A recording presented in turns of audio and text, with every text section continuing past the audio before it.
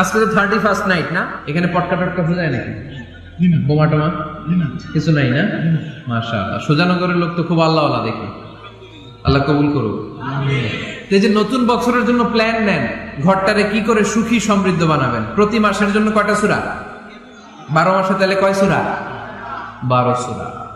প্রতি সপ্তাহে আপডেট নিবেন, খোঁজ খবর নিবেন, স্ত্রীর খোঁজ খবর নিবেন, সন্তানের খোঁজ খবর নিবেন, কয় আয়াত হলো। মাস শেষে সবাই সবার কাছ থেকে শুনবেন, ঘরের বরকত বাড়ায় দিবে কে? এরকম ফ্যামিলি আমাদের সবার হোক, আমরা চাই না? হ্যাঁ, স্ত্রী তার স্বামীকে কোরআন তেলাওয়াত করে শোনায়, স্বামী তার স্ত্রীকে কোরআন তেলাওয়াত করে শোনায়, বাবা তার সন্তানকে কোরআন তেলাওয়াত করে শোনায়, সন্তান তার বাবাকে কোরআন তেলাওয়াত করে শোনায়। আপনার ছেলে মেয়েরা যখন কোরআন পড়ে আওয়াজ করে পড়তে বলেন, যাতে ভুল হলে শুধরে দিতে পারেন। এবং প্রতি মাসে যে সূরাটা মুখস্থ করবেন, ওই সূরাটা তাদাব্বুরে কোরআন করতে হবে, অর্থ জানতে হবে। মাতৃভাষায় কোরআনের অর্থ জানার দরকার আছে না নাই? তাহলে ঘরে কোরআন তেলাওয়াত করবেন। আল্লাহ রাসূল সাল্লাল্লাহু আলাইহি ওয়াসাল্লাম আম্মা জান আয়েশা রাদিয়াল্লাহু তাআলা আনহার কোলের মধ্যে মাথা রেখে কোরআন তেলাওয়াত করতেন। সুবহানাল্লাহ নাই? স্ত্রীর কোলে মাথা রেখে কোরআন তেলাওয়াত করবেন, পারবেন না? কষ্ট হবে?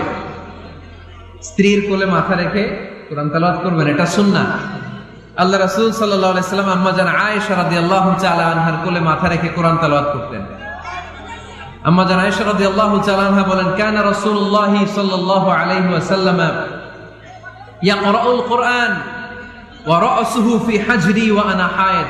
আমার মাসিক চলা অবস্থায়, মেনস্ট্রুয়েশনাল পিরিয়ড চলা অবস্থায় আমার কোলে মাথা রেখে বিশ্বনবী কোরআন তেলাওয়াত করেছেন, আর আমি শুনেছি। চিল্লায় পড়েন সুবহানাল্লাহ। ঘরে শান্তি নাই, কারণ কোরআন তেলাওয়াত নাই। তো কোরআনের তেলাওয়াতও নাই, শান্তিও নাই।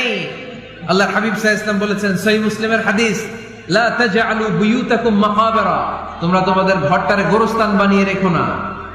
ফা ইন্না শাইতানা ইয়ানফিরু মিনাল বাইতিল্লাযী তুকরাউ ফীহি সূরাতুল বাকারা, কারণ শয়তান ওই ঘর থেকে দৌড়ে পালায় যেই ঘরে সূরাতুল বাকারা তেলাওয়াত করা হয়। সুবহানাল্লাহ পড়েন। এজন্য ঘর উদ্বোধনের সময় কোন সূরা পড়তে হয়? সূরা বাকারা। চিল্লায় পড়েন কোন সূরা? আওয়াজ করে পড়েন কোন সূরা? নতুন ঘর করছেন, নতুন দোকান করছেন, নতুন ফ্ল্যাট কিনেছেন, কোন সূরা পড়বেন? সূরাতুল বাকারা। শয়তান ওই ঘরে থাকে না। সহিহ মুসলিমের আরেকটা হাদিসে আল্লাহ রাসূল সাল্লাল্লাহু আলাইহি ওয়াসাল্লাম বলেছেন, ইকরাউ সূরাতাল বাকারা, তোমরা সূরা বাকারা তেলাওয়াত করো। ফা ইন্না আখযাহা বারাকা, যে সূরা বাকারা পড়ে আল্লাহ তাআলা এই ঘরটায় বরকত দেয়। ওয়া তারকাহা হাসারা, আর যে সূরা বাকারা পড়ে না সে খালি আফসোস করে।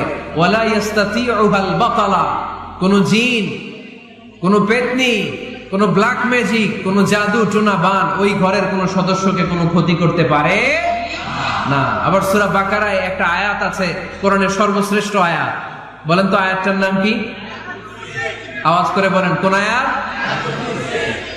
আল্লাহর হাবিব সাল্লাল্লাহু আলাইহি ওয়াসাল্লাম বললেন, মান কারা আয়াতাল কুরসি দুবুরা কুল্লি সালাতিন মাকতুবা, প্রত্যেক ফরজ সালাতের পরে যে ব্যক্তি আয়াতুল কুরসি পড়বে তার জান্নাতে যাওয়ার ব্যাপারে আর কোনো বাধা থাকবে না। একটা মাত্র বাধা ছাড়া, সেটা হচ্ছে মরণ। লোকটা মরে না তাই জান্নাতে যায় না, মরলেই জান্নাতে। আওয়াজ করে পড়েন আল্লাহু আকবার। তাহলে সংসারে শান্তি আনার পদ্ধতি হচ্ছে ঘরে কোরআন তেলাওয়াত করতে হবে।